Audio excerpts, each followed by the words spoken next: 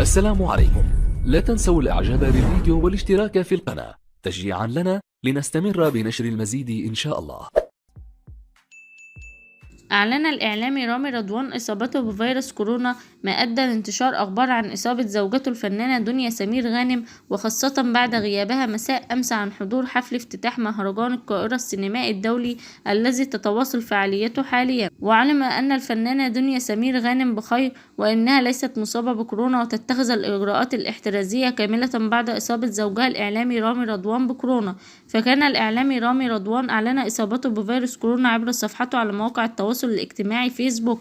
ووجهت الفنانة دنيا سمير غانم الدعم لزوجها الإعلامي رامي رضوان بعد إصابته بفيروس كورونا المستجد. ونشرت دنيا سمير غانم صورة قديمة لها مع زوجها، وعلقت قائلة: بحبك أوي، ربنا يحفظك ويخليك ليا، وربنا يحفظنا جميعا.